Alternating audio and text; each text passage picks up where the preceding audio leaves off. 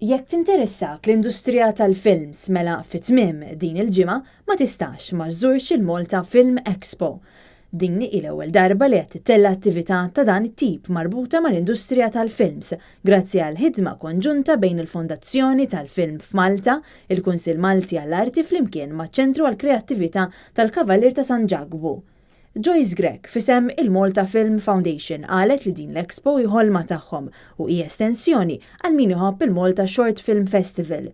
Matul l-Expo wieħed jista' jattendi workshops fejn isiru diskussjonijiet, jara films ostra uħud minn xogħol Maltin stess u hemm ukoll eżibizzjoni li għaliha kontribwixxew diversi persuni li għandhom kollezzjonijiet privati. Fost l-affarijiet eżebiti hemm lentijiet differenti ta' kameras, ta' ċinema, projectors antiki li jmorru lura għas-sena 1905, 1923, 1953 u l-1978 fost oħrajn. Tkellimna ma' Antoine Ġera li hu kollezzjonist u li wieħed mill-makkinarji eżebiti itijaw. Din hija magna 35mm cine projector waslet għandi xrajta minn ġo auction mill-Belgravia Gallery u restaurajta, ovvjament di qatt ma tkun kif qed tara issa, toħodlok ftit xogħol sakemm tirrestawra u tippolixja u tipprova titħallija daqsxejn kemm tista' fuq stat oriġinali.